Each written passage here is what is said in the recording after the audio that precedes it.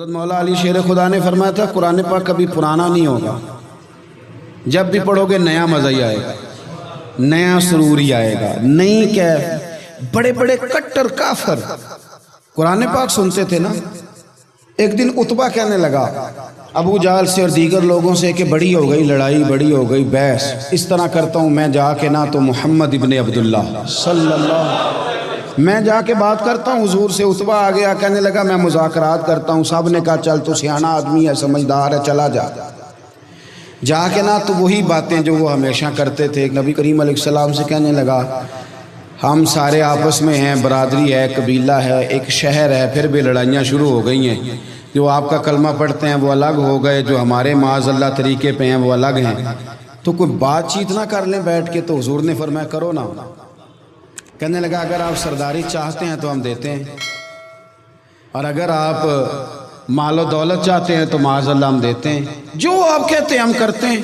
کسی طرح کا بھی آپ کا مطالبہ ہے تو ہم پورا کرنے کو تیار ہیں، تو آپ بتا دیں ہم وہ کر دیتے ہیں۔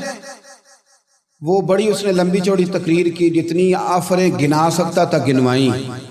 کریم خاموش رہے۔ جب اس کی بات پوری ہو گئی تو حضور فرمانے لگے میں بھی کچھ بولوں۔ کہنے لگا بولیں۔ میرے نبی پاک نے قرآن پاک پڑھنا شروع کر دیا، چند آیتیں پڑھی، کھڑا تھا بیٹھ گیا، پھر اٹھ پڑا، کبھی ادھر جاتا ہے کبھی ادھر آتا ہے۔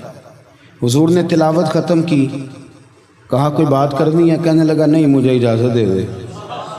واپس گیا، جب گیا نا تو ابو جہل دور سے دیکھ کے کہنے لگا جو گیا تھا وہ تو عتبہ تھا، اور یہ جو آ رہا ہے یہ کوئی اور ہے، یہ کوئی اور ہے، یہ وہ نہیں ہے جو گیا تھا۔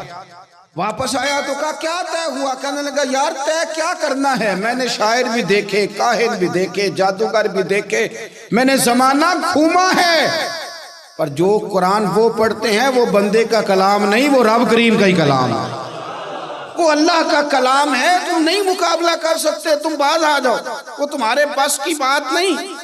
تیرے آگے ہیں یوں دبے لچے فصحا عرب کے بڑے بڑے، کوئی جان منہ میں زبان نہیں بلکہ جسم میں جان نہیں، اور کروں تیرے نام پہ جان فدا، نہ بس ایک جان دو جہاں فدا، میرا دو جہاں سے بھی نہیں جی بھرا، میں کروں کیا کروڑوں جہاں نہیں۔ طفیل بن عمر دوسی مکہ شریف آئے تجارت کے لیے، پہلے بھی آیا کرتے تھے، کہتے ہیں میں بہترین شاعر تھا، مکے آیا سامان بیچتا تھا، کچھ خرید کے لے جاتا تھا۔ ابو جہل مجھے کہنے لگا تو ہمارا دوست ہے، پرانا سجن ہے، تیرا آنا جانا ہے، اور تجھے یہاں اس شہر میں چونکہ تو ہمارا مہمان ہے تو ہر بات سے آگاہ کرنا ہمارا ذمہ داری ہے۔ یہاں ایک شخص ہے محمد ابن عبداللہ، محمد ابن عبداللہ صلی اللہ تعالی علیہ وسلم اعلان نبوت کرتے ہیں، اور معاذ اللہ شاعر ہیں، جادوگر ہیں، ان کی تو نے بات نہیں سننی۔ کہتا میں نے کہا مجھے کیا ضرورت ہے، میں نے چند ہفتے ٹھہرنا ہے، مال بیچنا ہے، کچھ خریدنا، چلے جانا ہے، مجھے کیا ضرورت ہے؟ کہا اچھا میں نہیں سنوں گا بات۔ کہتا مجھے نظر آئے کئی دفعہ حضور، اور جہاں حضور ہوتے تھے میں قریب ہی نہیں جاتا تھا۔ کہتے ہیں ایک دن نا حرم شریف میں سادے سے کپڑے اور پاؤں میں سونے جوتے اور سر پہ یوں امامہ کے جیسے فرشتے بھی جھک جھک کے زیارت کرتے ہیں۔ کہتے ہیں کہ نور بھری کیفیات حضور تشریف لائے، اور تشریف لا کے رسول کائنات علیہ السلام حرم کعبہ کے ساتھ ٹیک لگا کے بیٹھ گئے، سر سے لے کر پاؤں تک تنویر ہی تنویر ہے۔ حضور تشریف فرما ہوئے، قرآن پاک پڑھنے لگے۔ میں جب حضور کے قریب سے گزرتا تھا تو کانوں میں روئی دے کے گزرتا تھا، پر طفیل کہتے ہیں آج نا تھوڑی سی آواز میرے کانوں میں گئی، قرآن پڑھا محبوب نے۔ اور ویسے بھی کیا کمال ہوگا جب یاسین والے نبی خود یاسین پڑھتے ہوں، جب طٰہٰ والے نبی اپنی زبان سے طٰہٰ کی تلاوت کرتے، وَالضُّحَىٰ وَاللَّيْلِ إِذَا سَجَىٰ جن کے بارے میں آیا جب وہ تلاوت کرتے ہوں، الم نشرح لک صدرک جن کے سینے کی تعریف اللہ نے کی، جب وہ ان آیتوں کی تلاوت کرتے ہوں گے تو کیا شان ہوگی۔ جن کو رب کہے وَلَسَوْفَ يُؤْتِيكَ رَبُّكَ فَتَرْضَىٰ، حبیب تجھے اتنا دوں گا کہ تو راضی ہو جائے گا۔ تو جب حضور خود یہ آیتیں پڑھتے ہوں گے تو انداز کیا ہوتا ہوگا۔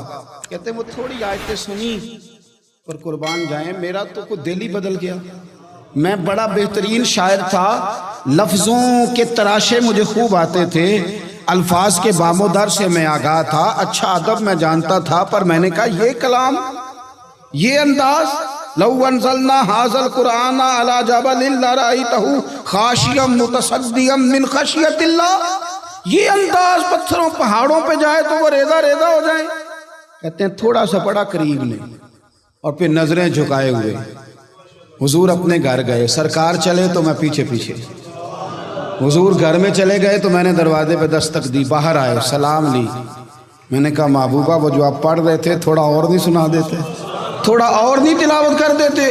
کہتے ہیں رسول پاک نے نا پھر قرآن پڑھنا شروع کیا، میں کبھی بیٹھتا تھا کبھی اٹھتا تھا، جب حضور نے تلاوت مکمل کی تو میں نے آگے بڑھ کے ید اللہ والا ہاتھ تھاما اور دست مبارک پکڑ کے کہا سونیا، یہ مجھے کہتے تھے نہ سننا، میں نے زمانہ دیکھا ہے، میں کوئی عام آدمی نہیں، میں سردار ہوں، میں نے دنیا دیکھی ہے، مجھے قسم ہے جو آپ کی زبان سے نکل رہا ہے وہ بشر کا کلام نہیں، آپ مجھے کلمہ پڑھائے، میں مسلمان ہونا چاہتا ہوں۔